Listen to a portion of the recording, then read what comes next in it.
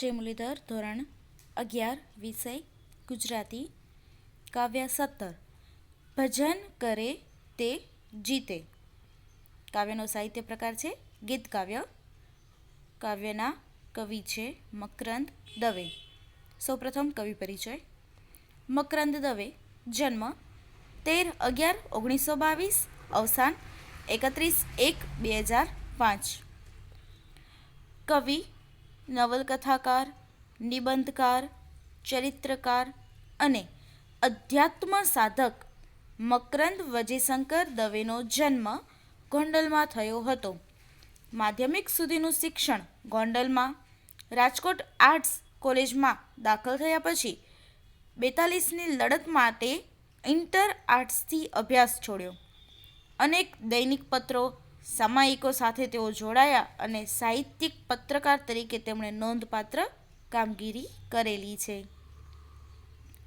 સૌંદર્યપ્રીતિ, માનવ હૃદયની સંવેદનાનું ઝીણું આલેખન, સૌરાષ્ટ્રની વાણીના ઓજ તથા માધુર્ય કાવ્યબાનીની સુઘડતા એમના કાવ્યલેખનને આગવો મિજાજ બક્ષે છે. અધ્યાત્મ અને ધર્મના સ્તર પર રહી ભજન ગીતોમાં એમના ઉન્મેષો પરંપરાની વાણીમાં પોતીકો અવાજ ભેળવવા મથે છે. ગૂઢ અનુભવ અને ગહન ચિંતનને કવિ રસમય અભિવ્યક્તિ આપી શકે છે. તરણા, જયભેરી, ઘોરજ, સૂરજમુખી, સંજ્ઞા, સંગતિ જેવા એમના કાવ્ય સંગ્રહો છે. જબુક વીજળી જબુક એમનો બાળકાવ્ય સંગ્રહ છે. તો શેણી વિજાણંદ ગીત નાટિકા છે. પુરાણકથાને ગૂંથતી માટીનો મહેકતો સાદ એમની નવલકથા છે. બે ભાઈ બાળનાટક સંગ્રહો છે. પીડ પરાઈમાં પ્રસંગ ચિત્રો છે. અંતર્વેદી, યોગપથ, સહજને કિનારે, ભાગવતી સાધના, ગર્ભદીપ, ચિરંતના જેવા ગ્રંથોમાં એમનું ચિંતન પ્રગટ થયું છે. સત કેરી વાણી એમનો સંપાદિત ભજન સંગ્રહ છે. ગટને મારગે અને ટાર્ઝન જંગલનો રાજા એમના અનુવાદો છે. તેમને રણજીતરામ સુવર્ણચંદ્રક, નરસિંહ મહેતા એવોર્ડ તેમજ સાહિત્ય ગૌરવ પુરસ્કાર પ્રાપ્ત થયા છે. વલસાડ પાસેના નંદીગ્રામમાં જીવનની પૌતિકી શૈલી તેમજ ચોક્કસ ઉદ્દેશ્યોને સાર્થક કરતી ડોમ્યુન લાઈફ તેમણે વિકસાવી છે.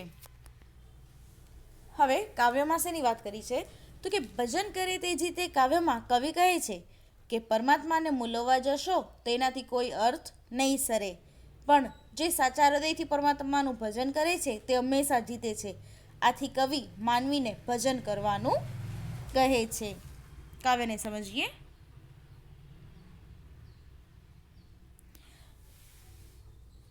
વજન કરે તે હારે રે મનવા, ભજન કરે તે જીતે. મનવા એટલે કે માનવી, માનવીને કહે છે કે હે મનવા, જે હરિવરને એટલે કે ભગવાનને પોતાની રીતે મૂલવે તે હારે છે. વજન કરવું એટલે કે મૂલવવું, એટલે કે એ હારે છે, એટલે કે કાંઈ પણ મેળવી શકતા નથી. ભજન કરે તે જીતે એટલે કે જે સાચા હૃદયથી ભજન કરે છે તે જીતે છે, એટલે કે એ વ્યક્તિથી હરિવર ભગવાન છે એ પ્રસન્ન થાય છે. તુલસી દલથી તોલ કરો તો બને પવન પર પોટો, એટલે કહે છે કે તુલસી પત્રથી, તુલસી દલ એટલે કે તુલસીનું પાંદડું જે હોય એનાથી હરિવરને એટલે કે ભગવાનને તોલ કરવું, એટલે કે એનું વજન કરવું, મૂલ્ય કરશો તો એ પવનનો પરપોટો બની જશે, એટલે કે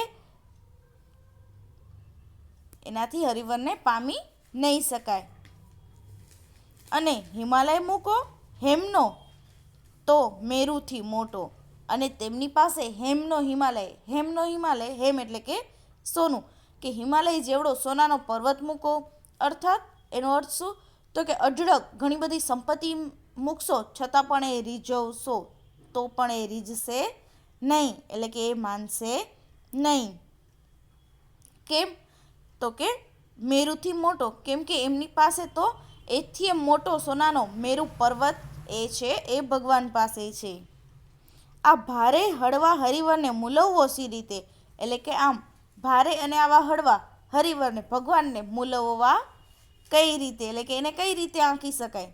હે મનવા, રે મનવા ભજન કરે તે જીતે, એટલે કે છે કે હે મનવા, કેવળ સાચા હૃદયથી ભજન ભક્તિ કરશો તો જ ભગવાનને જીતી શકશો. એક ઘડી તને માંડ મળી છે આ જીવતરને ગાંઠે. એ કહે છે, કવિ શું કહે છે કે એક જીવનરૂપી ઘડી તને માંડ મળી છે, સાચ ખોટના ખાતા પાડી એમાં તું નહીં ખાટે. એટલે કે મનુષ્ય જન્મના દુર્લભ છે, એટલે કે એક મળવું અઘરું છે, તો કે જીવતરના ઘાટે સાચા ખોટાના ખાતા પાડવાથી તને કોઈ લાભ થવાનો નથી. એમાં તું નહીં ખાટે, સહેલીસ તું સાગર મોજે કે પડ્યો રહીશ પછી તે. એટલે કે સહેલીસ એટલે કે સફર કરીશ, સાગર મોજે સાગરના મોજા અથવા તો તરંગો, અને પછીત એટલે કે ઘરની પાછલી ભીત. તો કે જીવનરૂપી સાગરના મોજા સાથે તું આનંદ કરીશ કે ઘરની પાછલી ભીતે ભૂલીને પડ્યો રહીશ. રે મનવા ભજન કરે તે જીતે, એટલે કે મોહમાયામાં ભૂલા પડવું એ ભીત ભૂલવા જેવું છે.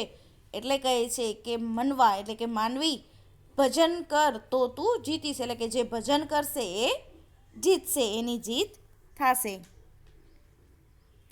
આવ હવે તારા ગજ મૂકી. ગજ એટલે એનો અર્થ થશે કાપડ માપવાની ધાતુની પટ્ટી, પણ અહીંયા એમ કહે છે કે તારી સમજને મૂકી. તો કે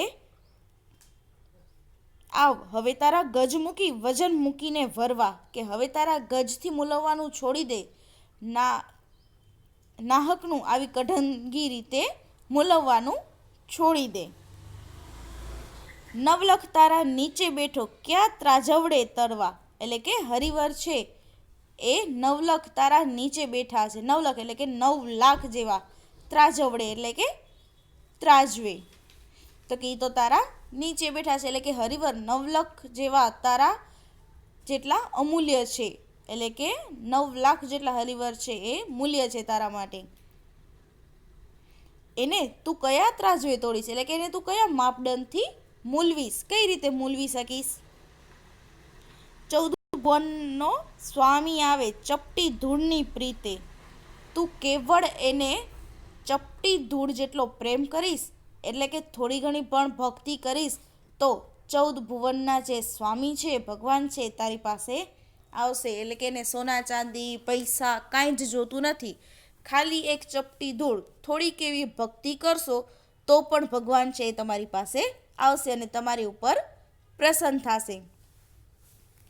રે મનવા ભજન કરે તે જીતે, એટલે કે તારા ઉપર પ્રસન્ન થશે તો માનવી કેવળ સાચા હૃદયથી ભક્તિ કર. એટલે આ કાવ્યનું શીર્ષક અહીંયા ઉચિત છે કે ભજન કરે તે જીતે. કે આ સંસારમાં મનુષ્ય દેહ છે એ દુર્લભ છે, તો કે આ દેહે હરિની પ્રેમથી ભક્તિ કરે તો ભગવાન એના પર પ્રસન્ન થાય. પણ હરિવરની સેવા ભક્તિ આપણને સાંસારિક સુખ સંપત્તિ મળે એ હેતુથી કે સકામ ભાવથી કરીએ અને એ દ્રષ્ટિ હરિવરને મૂલવીએ તેમાં આપણી હાર છે. કે આપણે ભક્તિ કરીએ કે આપણને પૈસા મળશે અને આપણે સંપત્તિવાળા થઈ જશું, તો એ ખોટું છે. કેવળ સાચો પ્રેમભાવ રાખી અને ભગવાનની ભક્તિ કરીએ, કોઈ પણ સ્વાર્થવૃત્તિ ન રાખીએ તો ભગવાન આપણા પર પ્રસન્ન થાય. અને આ કવિના સંઘના કાવ્ય સંગ્રહમાંથી કાવ્ય લેવામાં આવ્યું છે. તળપદા શબ્દને રૂઢિપ્રયોગને આપણે એકવાર જોઈએ. આ કાવ્ય અહીંયા પૂરું થાય છે. સ્વાધ્યાયના પ્રશ્ન જવાબ લખવાના રહેશે. સૌપ્રથમ છે સમાનાર્થી શબ્દ મનવા, તેના 2 અર્થ થશે, મનુષ્ય અને મનુજ. પરીક્ષામાં પણ 2 અર્થ લખવાના રહેશે. હેમ સોનું અને સુવર્ણ, જીવતર જીવન જિંદગી, હરિવર પરમાત્મા ઈશ્વર. શબ્દ માટેનો શબ્દ સમૂહ તમારે લખવાનો છે. તુલસી દલ, તો કે તુલસીનું પાંદડું. પરપોટો, તો કે પાણીમાં હવાથી થતો ફૂગો કે જે નાશવંત હોય છે. મેરુ, એટલે કે સોનાનો એક મોટો પર્વત. પછીત, એટલે કે ઘરની પાછલી ભીત. ગજ, એટલે કે કાપડ માપવાની ધાતુની પટ્ટી. તળપદા શબ્દોનું શિષ્ટ રૂપ એટલે કે તળપદા શબ્દ માટે શિષ્ટ રૂપ. પહેલું મનવા એટલે કે એનું શિષ્ટ રૂપ થશે માનવ. ખાટવું એટલે લાભ થવો. વરવા નકામા. નવલખ 9 લાખ. પછીત એટલે ઘરની પાછલી ભીત. રૂઢિપ્રયોગનો અર્થ આપી વાક્ય પ્રયોગ. વજન કરવું એનો રૂઢિપ્રયોગનો અર્થ થશે તોડવું અથવા તો જોખવું, પણ અહીંયા એનો અર્થ થશે મૂલવવું. વાક્ય વેપારી ખોટા વજન કરીને ગ્રાહકને છેતરે છે. બીજું પવન પરપોટો બનવો એનો અર્થ લાંબો સમય ન ટકવું, ક્ષણ જીવી થવું. અર્થ થશે એનો વાક્ય પ્રયોગ કરીએ. મનુષ્ય જીવન ક્યારે પવનનો પરપોટો બની જશે એ કોઈ જાણતું નથી. આ કાવ્ય અહીંયા પૂરું થાય છે.